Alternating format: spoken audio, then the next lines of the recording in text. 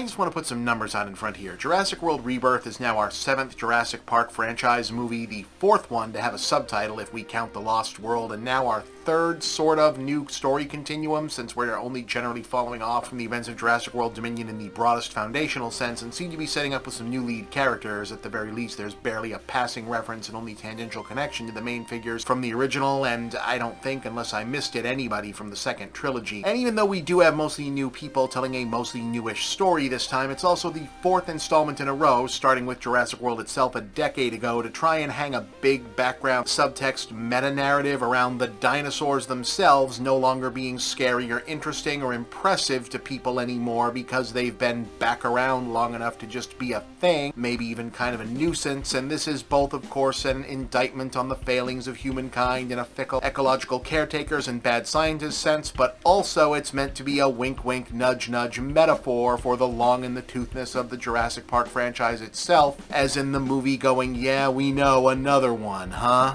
And Hollywood screenwriters and producers asking screenwriters to do this, I'm begging at this point.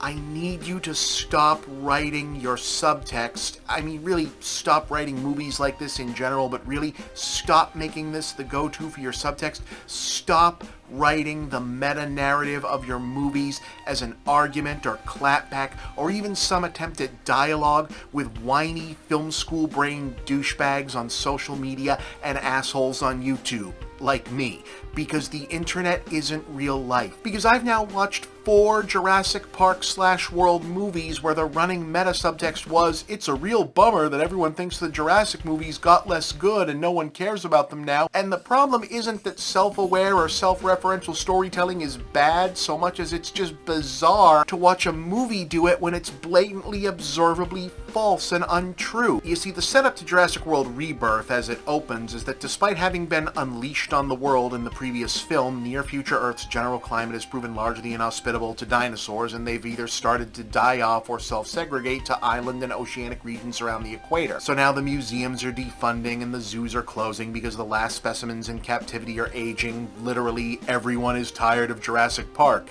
Get it? I know writers who use subtext and they're all cowards. Except that's not true. In terms of audience response, where it counts, pretty much nobody is tired of Jurassic Park. The audience has never gotten sick of this. Every single one of these movies, even the ones people generally retroactively tend to think of as not that good, have been among the top grossing, most watched movies the year they came out, domestically and worldwide. Yes, even that last one you didn't like because it had too many characters and that goofy shit with the bugs or whatever, that was a billion-dollar smash hit, the 3rd biggest movie in its year of release and the 3rd movie post-COVID to get back to the 1 billion club. It's just bizarre to make the background radiation of your story this weird lament that people don't appreciate our movies anymore when everyone has always loved these movies to the tune of billions of dollars for decades. Anyway, Jurassic World Rebirth comes to us courtesy director Gareth Edwards, director of Monsters, the first MonsterVerse Godzilla, creator, and credited director of Star Wars Rogue One, but let's not get into that here. Basically, he's really good with human location CG integration, and the guy you call when you've got an effects-heavy movie that needs to look like it cost a lot more than it does. And if you don't necessarily mind if the resulting movie is boring as all hell and also kind of preachy, because his movies are generally boring as all hell and also kind of preachy, unless someone gets brought in to do a fuck ton of reshoots and then a whole new spin-off show. Ahem.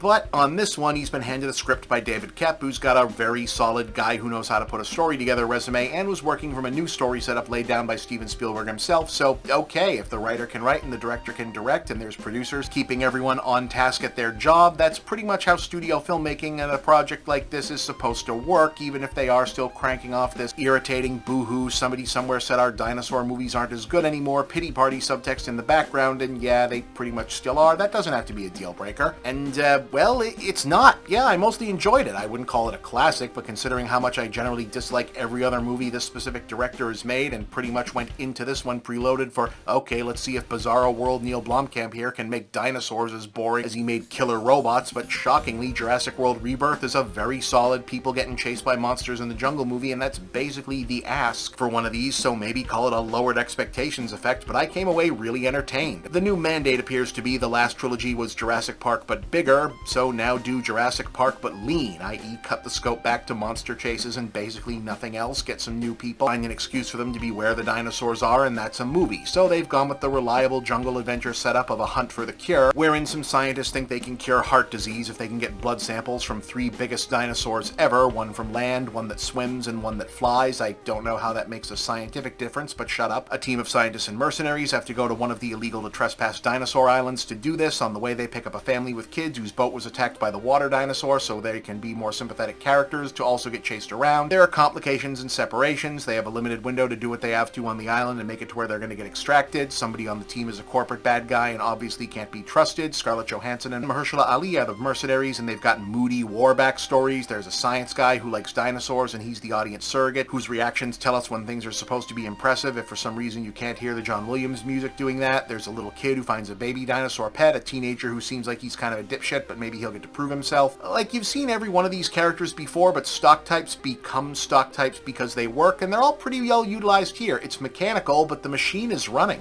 The fancy new gimmick is that the island we're on is supposedly where the Jurassic scientists were keeping the failed experiments from when they were doing mutant crossbreeding for the World movies. So we get some new straight-up monsters that now barely resemble actual dinosaurs, like raptors with wings, and the new Act 3 big bad, the D-Rex, which are both fairly absurd looking, but also pretty fun, and like everything else, are used about exactly as much as they need to be. Every cool monster gets pretty much one big scene to itself, and then they move on. The whole movie is pretty much like that. There's not a lot of depth here, but there's also not much bloat or fat. Yeah, I was still pretty annoyed by the meta stuff, but that's an annoyance with the industry in general, and it doesn't really intrude on the actual movie once the amusingly video game-like water boss, land boss, air boss, get to the checkpoint plot gets going, and everyone feels realistically committed to their guy in a monster movie playset character alignment. It's efficient, which sounds like backhanded praise, and maybe sort of is, but it's also maybe the best compliment you should expect for the part 7 of a literal theme park series. So yeah, 7 out of 10. I'm surprised as you are. Maybe we finally figured out what Edwards is supposed to have been doing this whole time.